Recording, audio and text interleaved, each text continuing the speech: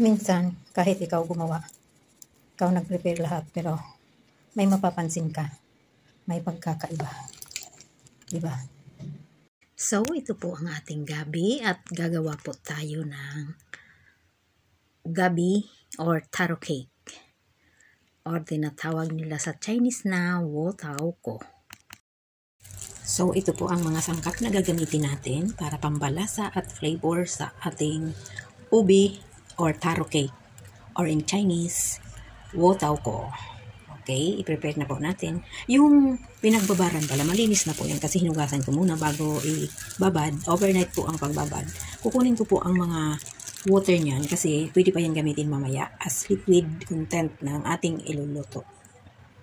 So, ito na guys ang mga sangkap sa ating pagluluto ng ubi cake or wo tao ko. Ito po, 2 cups of rice flour plus 4 tablespoon cornstarch. Ayan, ang ating 2 teaspoon salt, 2 tablespoon sugar, ang ating white pepper, sesame oil. Ang sesame oil po, yan ang gagamitin sa pagisa. At ang ating 4 cups of slices of ubi. Mayroon po yan 1/2 shredded para po pang binder. At ito ang ating pang toppings, kinchay, ang ating dried shrimps, dried scallop, dried mushroom, and longganisa. Napaka-tasty po ng mga sangkap na yan. At yan po ay binabad ng overnight para malambot. So, ayan po. Simulan na po natin.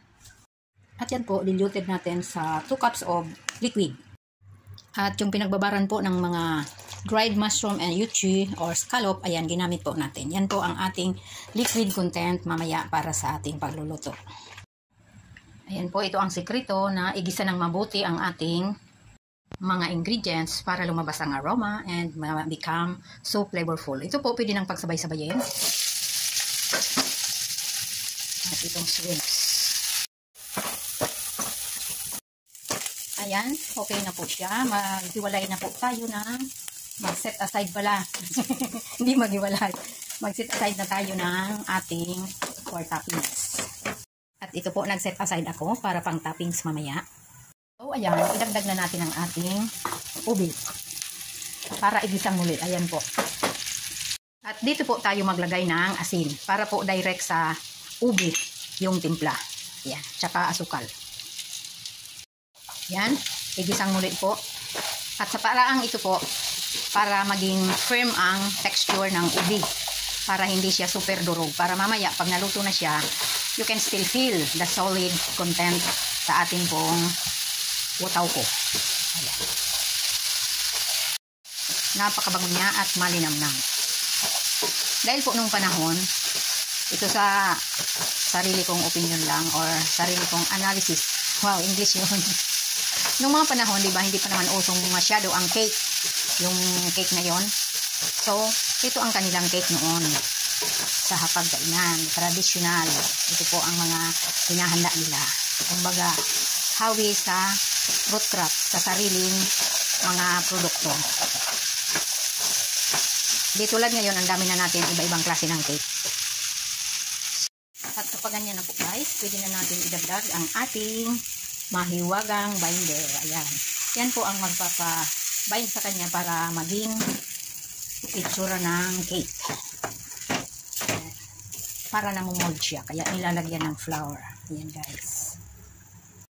At yan po, hayaan po natin na mas lumapot siya. At makikita naman po na medyo umiba na ang kulay ng ating flour. Bago po natin i-steam. Ayan. Almost half cook lang po. So, ayan. At least ganito na po ang itsura niya. Nasipsip na yung liquid. Okay?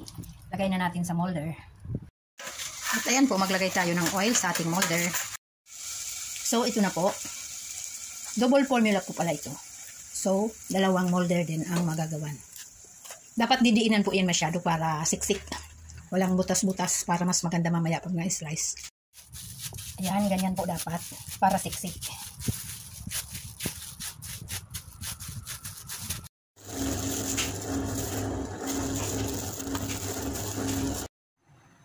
So, ayan na po. Ready for steam.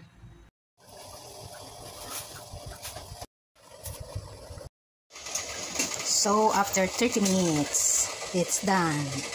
Kasam sesame.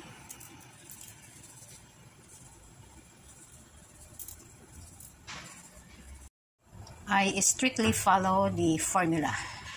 Tested na po yun. How many years I am doing this, I am cooking this, and it's perfect.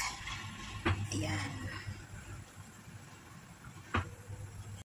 So, ang ating taro cake or wotaw ko. Siksik na siksik, di ba?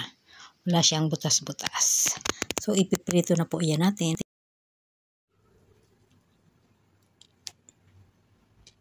Oh, ang ganda niya, di ba?